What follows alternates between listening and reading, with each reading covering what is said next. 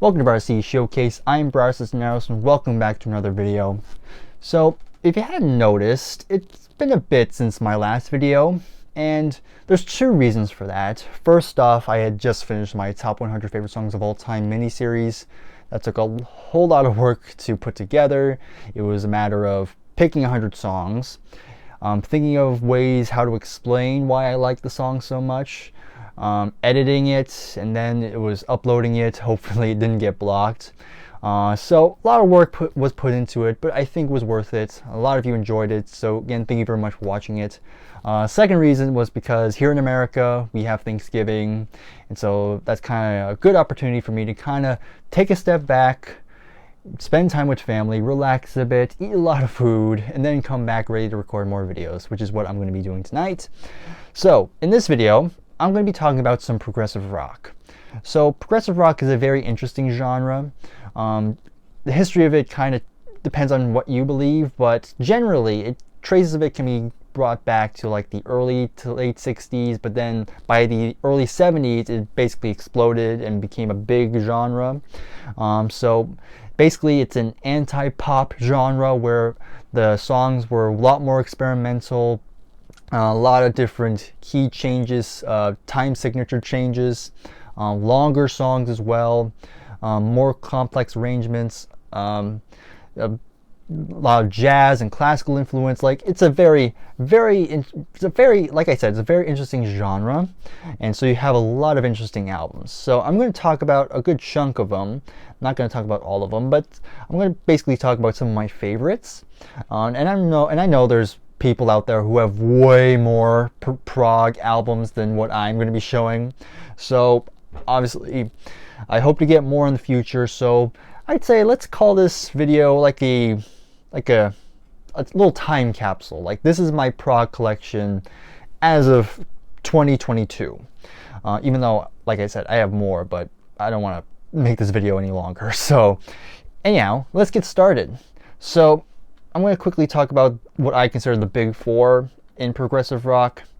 And I'm going to talk about this band first because they are one of my favorite bands ever, and I've talked about them in great detail earlier this year. I've talked about this band quite a bit, but I'm not going to say too much. But of course, there's Genesis, and here's my favorite, Foxtrot. Had to get one for the Peter Gabriel era. This is when they were full on a prog band. There's only 6 songs on here, but everything is fantastic. I love this album a lot. And of course you have Supper's Ready, which is the final song, which is over 20 minutes long, which is one of the big trademarks of progressive rock. So love this album a great deal. And I do want to showcase kind of a honorable mention, I guess, if you want to call it that, but this is another great one. This is Trick of the Tail, which is the first album to have Phil Collins on lead vocals. And this, even though we all associate Phil Collins as lead vocalist on Genesis when in their more poppy side in the 80s, but this came out in 1976, I believe, and they were still pretty much a prog band at this point. You have Dance on the Volcano, you have Entangled, Love Entangled, Squonk, Mad Moon Madness, Robbery, Assault and Battery. Love the drumming on that song. Ripples, the title track, and finishes out with the instrumental Los Endos. Yeah, another fantastic album. Again, Genesis, probably my favorite progressive rock band of all time.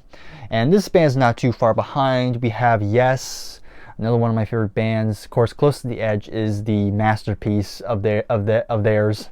Again, 3 songs, but absolutely stellar. Again, like I pretty much said it already. It's a masterpiece, definitely a trademark, not really a trademark, but a staple of the genre. That's a better way of phrasing it.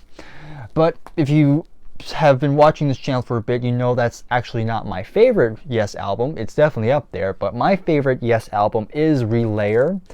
Very similar format to Close to the Edge. There's 3 songs again, but this was the album that made me a Yes fan, so I have a great attachment to it. So, yep, Relayer by Yes, fantastic. Again, you're gonna like me saying fantastic a lot, but you know, whatever.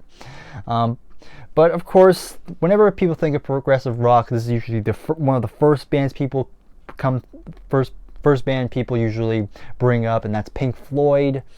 Dark Side of the Moon, classic, the most successful albums ever, one of the best-selling albums ever. So, yep, this had to be brought up. Again, I'm not going to go in depth because many people have already talked about it enough. For good reasons, though. But this is my favorite Pink Floyd album, and that's The Wall. This is the concept album, which is another big thing you'll see in progressive rock. You know, you'll get some concept albums here and there. And yeah, this is my favorite concept album. Great stuff. Again, this is like, many people would consider the last truly great Pink Floyd album. There are some people who aren't as big of a fans on this album that I've noticed, but to me it's still my favorite. So fantastic once again. Now we have the last band I consider in the Rushmore of prog, if you will. I did not coin that. I'm sure many people have said that. But this is the other big four, and that's King Crimson, which many people would cite as the first true progressive rock band. There is one band I'm going to talk about that predate King Crimson, but this is like where progressive rock kind of made its appearance. This is like the Black Sabbath of progressive rock, if you get the reference. But yeah, love the album cover. Yep, so much great stuff. You have 21st Century Schizoid Man, I Talk to the Wind, Epitaph. Love Epitaph. Moonchild's a good, like, kind of a little improvised jazz jam thing, which is pretty cool. And then you have the Court of the Crimson King, which is a great closing track. And then, as a little honorable for King Crimson, I'm going to go with Red, which is the last of their original run. After this came out in 1974, I believe, and once they released this one, they kind of decided to kind of take a long hiatus, and then they would return in the 80s. But this is a great one. Another fantastic album. Love this one as well. So those four bands I just mentioned are part of the Rushmore of prog. So again, I did not coin that. So I take no credit for it. So let's go on to talk about other progressive rock albums and bands. So I'll talk about this one first. So this is the band I was kind of talking about during King Crimson. This band kind of predated, and many people would cite them as the pioneers of progressive rock, and that's the Moody Blues. Here you have their second album, Days of Future Past. Great album. Again, you can kind of see the seeds of it, because, you know, this is a kind of a loose concept about the cycle of a day. You know, it starts with the morning, goes from dawn, lunch break, afternoon, evening, and then the night. So then you have a lot of orchestral arrangements throughout this album, but it's still, for 1967, I think this came out in. This is a great album, and of course progressive rock would go on and do even more after this album. And I do want to kind of acknowledge another Moody Blues album. Here we have On the Threshold of a Dream. Really enjoy these album covers. That's another great thing I love about progressive rock, is that a lot of the album covers are pretty cool to look at, and this is another good one. I just like the purple on it. So yep, not really a concept album. Of course, there's a kind of the end, kind of a loose concept. Not quite, not really. I'm using it I'm kind of stretching it, but you have You Heard Part 1 and Part 2 on this album, so you have those songs that kind of connect to one another. But lots of good melodies on this album. Yeah, love this one as well. This kind of was the album that made me want to delve more into the Moody Blues. But yeah, I think this is worth checking out. Alright, here's another band. Some people might put this band in the prog Rushmore, but they didn't really make it up there for me. I still enjoy this band, but I don't know. I do like them, but there's something about this band that hasn't fully clicked for me yet. I can't really put my tongue on it, or my finger on it, whatever expression you want to use. But we have Emerson, Lake and Palmer. So you have a power trio. You have Keith Emerson, Greg Lake, who of course was from King Crimson, and then Carl Palmer. That name is so hard to say for some reason. But Carl Palmer is the drummer, and this is their self-titled debut. And again, another great cover. I really do like the bird, the kind of like maybe a peace dove on it, and if you open it up, you see this little outline here, and if you open it up, you get a head. So on the inside you have, that's the picture of the band right there. Very good debut. There's only 6 songs on here. The Barbarian's a great opening. Take a Pebble, cool instrumental. Knife Edge, and then probably the most well-known song is probably Lucky Man, which is another really good song. But yeah, great debut. And then you have my other Emerson, Lake and Palmer album that I own, and that's Brain Salad Surgery. Again, another pretty cool album.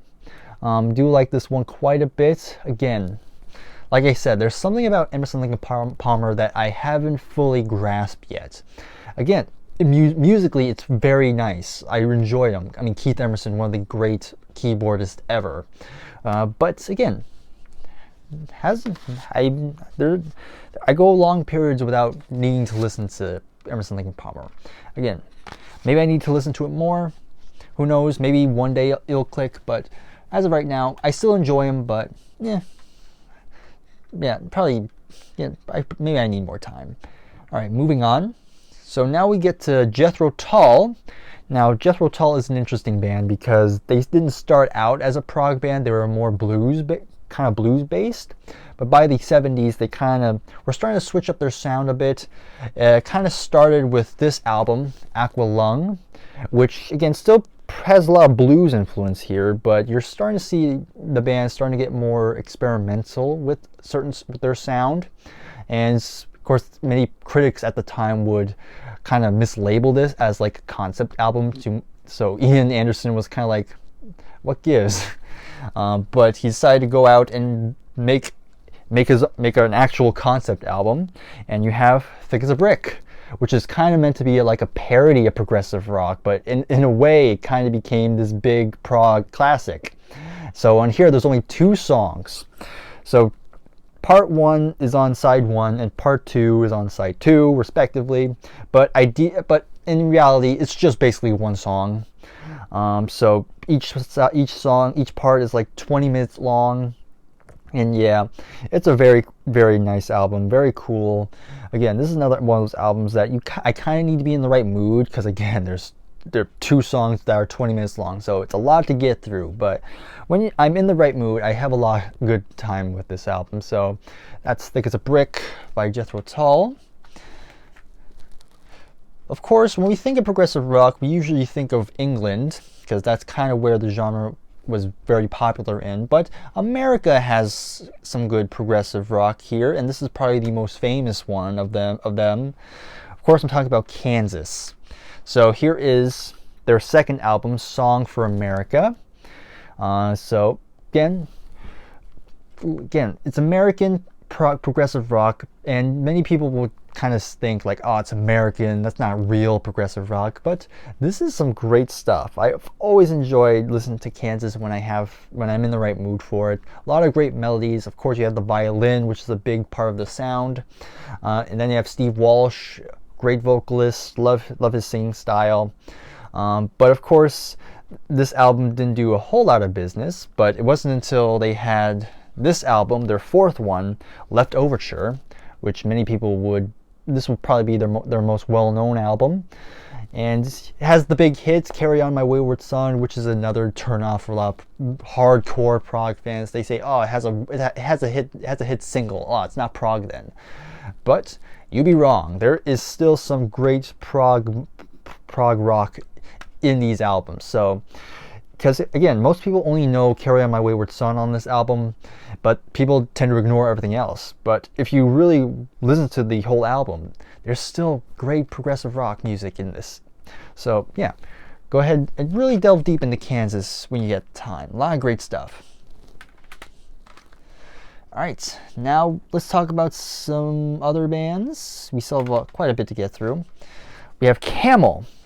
So here's Mirage, probably the most well-known album. This is the first one of Camel that I've heard. Of course, it has the camel on it, which you see on cigarette packages. I don't smoke, by the way, but kind of an interesting fact. I can't remember. Did the band get sued for using this? I can't remember. I could be way off. Well, maybe I dreamt that, but you know, because it looks very similar to those cigarette packaging. So again, I could be wrong, but kind of interesting. But this is a good album, but I think I prefer this one a bit more. We have Moon Madness. Love the melodies on here. A lot of great melodic parts throughout this whole album, and I like the cover to this one a little bit more. I don't know, it has a nice tone to it. I can't put my finger on it, but I enjoy this one. So this is currently my favorite Camel album. So go listen to this one if you haven't yet. Of course, I talked about American prog, but of course Canada was not far behind. So we have Rush, of course. So I picked 2 albums from their 70s period because that's kind of the cream of the crop when it comes to Rush and their true prog form.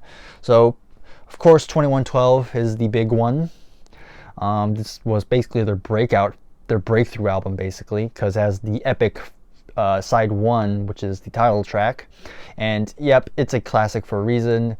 Love this one. And side 2 has a lot of good songs as well. Passage to Bangkok, The Twilight Zone, Lessons, Tears, and Something for Nothing is a great closing track. So this was a good breakthrough album for the band, and they would go on to experiment even more, and then that led to their I guess people would say it's their last true progressive rock album, because after this album they kind of decided to step back and do something simpler.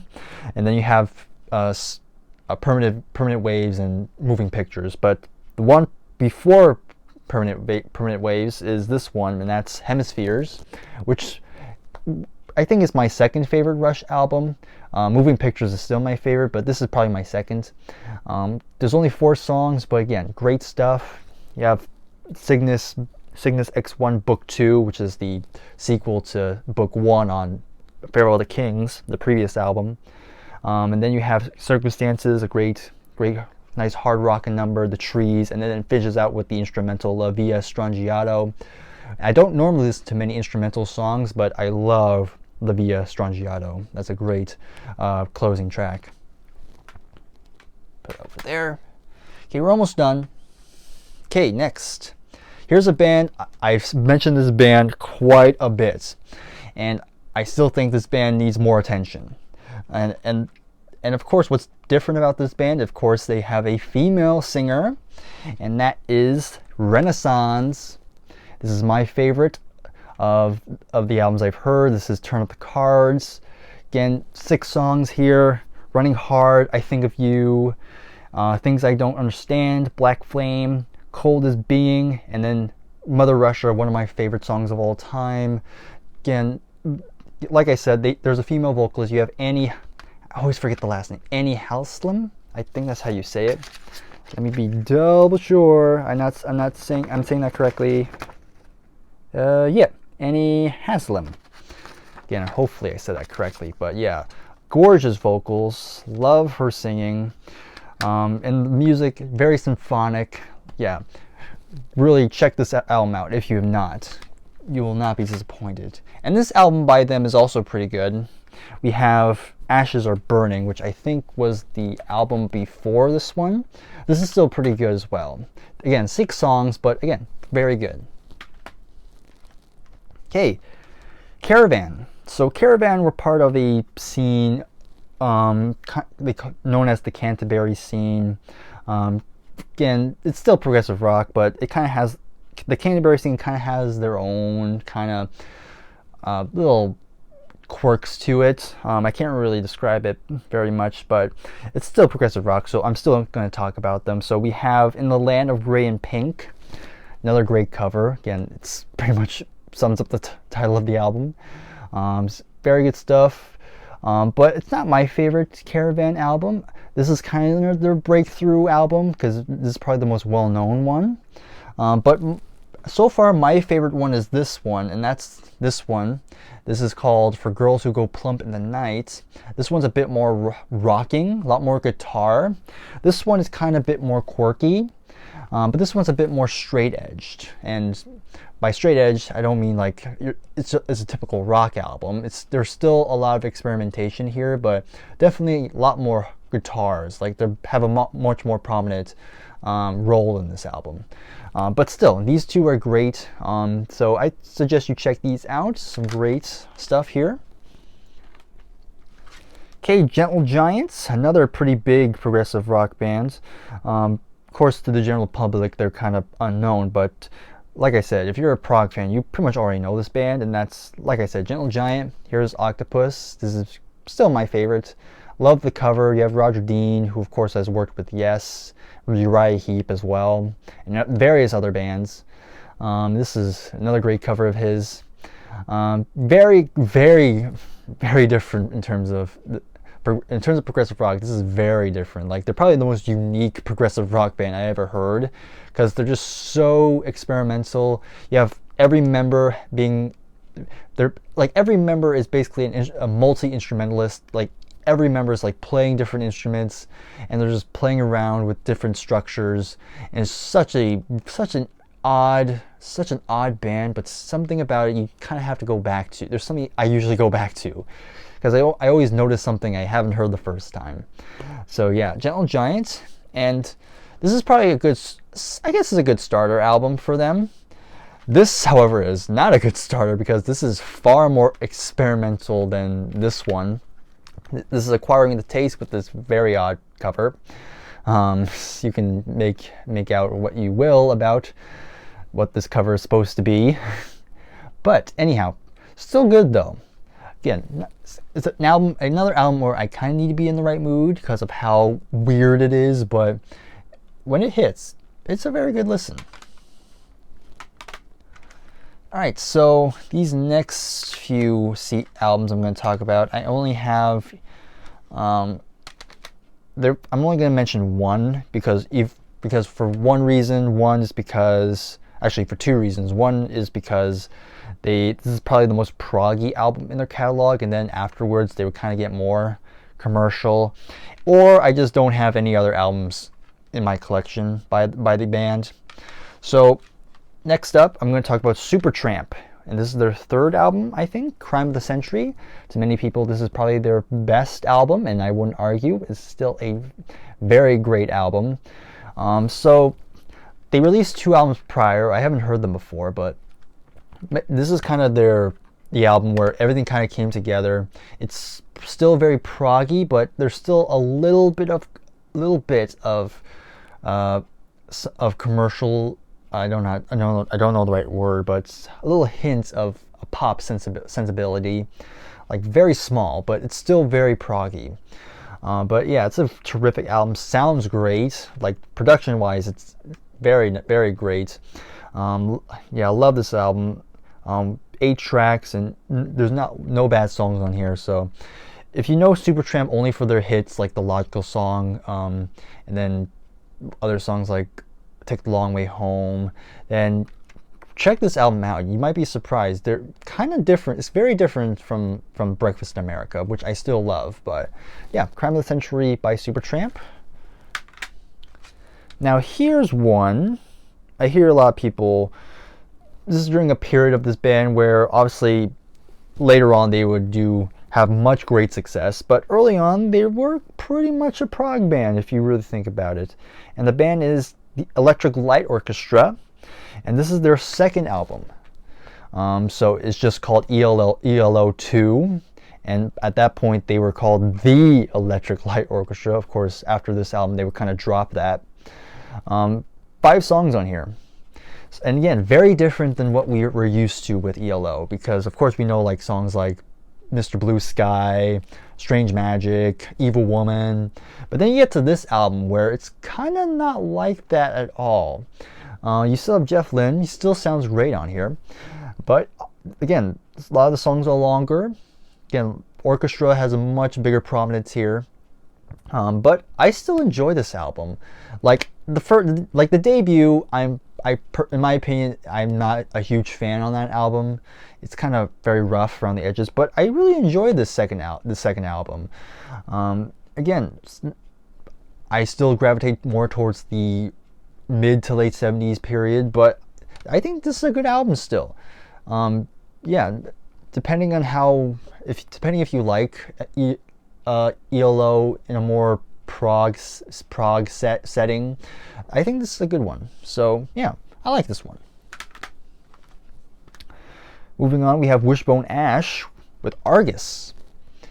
Again, Wishbone Ash, another band that not many people may not know, but they're pretty influential because they're one of the pioneers of the twin guitars, which is pretty big. A lot of bands would take this style up, like most notably, I'm pretty sure Iron Maiden were influenced by Wishbone Ash.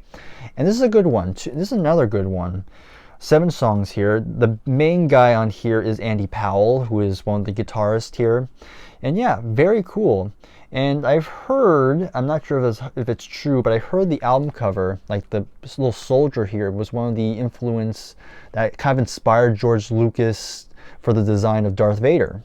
And you can kind of see it. The helmet is kind of very similar to Darth Vader's helmet. So that's kind of a nice little fact. But yeah, musically, this is another good one. Now here's probably one I probably need to listen to more. I enjoy it, but hasn't really quite clicked for me as well. But again, it's still enjoyable, and I wanted to include it because I kind of want to acknowledge like a lot of these more obscure bands. So the band's called Egg. Yes, Egg. So EGG. So, and I think this is their second album. This is called The Polite Force. So pretty trippy cover as well. I really have no idea what's going on here, but yeah. So again, another band part of the Canterbury scene along with Caravan. Again, I'm gonna do a horrible job of explaining the difference between Canterbury scene and the Canterbury scene. So bear with me. But anyhow, pretty good. I do like it. Again, there's like 2 songs with vocals on it. And then the rest is pretty much instrumental, and it's cool stuff. I like it a lot. I do want to bring up Contra Song because on that song in particular, that's kind of I remember I heard that song, I was kind of like what's going on, because it has a cool rhythm, like a very interesting like rhythm, but the singer sounds like he's offbeat. So it's kind of has this disjointed feel that I like, but I don't know if I love it. But still an interesting listen nonetheless. So The Polite Force by Egg. And then I'm gonna showcase just 2 more, and then I'm gonna call it here. So, of course, like I said, when it comes to progressive rock, we always associate it with the 70s, but these last 2 albums I'm gonna show are gonna be from the 80s. So the band is called Marillion. So this is one of their albums. This is called Misplaced Childhood. Very good stuff. I always hear a lot about Marillion, especially during the early period where they have the lead singer known as Fish, and I listened to this and I was immediately impressed by this.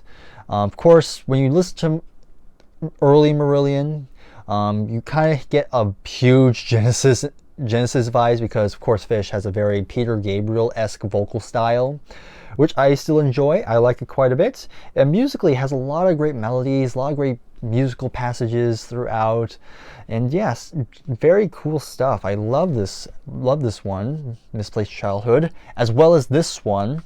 This one's called Clutching at Straws, which was the last album Fish would sing on before he would go solo. So here it is. I think this is probably my favorite, but these 2 are pretty close. I think this one came first and this one came after it. Yeah, some great 80s progressive rock. Yeah, I really recommend you check these out. A lot of good stuff here. So yeah, and that is going to be it for now. That's all I'm going to show, because again, I don't want this video going on too long. There are some bands I didn't bring up because I didn't think they were progressive rock enough. Like, I know Styx's Grand Illusion is often considered like a prog album, but I hear a lot of people say it's not, because it's very poppy in some places. So I wanted to include that one, but I was kind of unsure. Another one I want to include was Queen 2, which, you know, I love that album, but again, is it prog? Is it not? I don't know.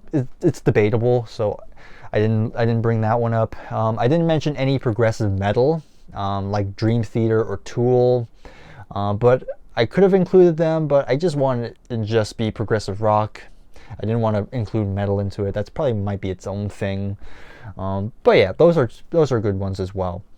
So again, like I said in the beginning, there's probably more experts out there that have way more knowledge of progressive rock than I do. So if you're one of those, please comment below some of your favorite progressive rock albums, or what albums you think I should probably check out, and hopefully in the future I'll buy some of those albums and have them into my add them into my collection. I know there's other artists like Focus, Nectar, Van de Graaff Generator is another pretty big band in the genre. But let me know in the comments your thoughts on these albums. And if you enjoyed this, please give it a like. If you are new, please subscribe to the channel, and hopefully if you are new, you can go ahead and watch my full journey on my whole musical experience that I am growing here. So thank you again for watching, and I'll see you in the next video. Take care, and goodbye for now.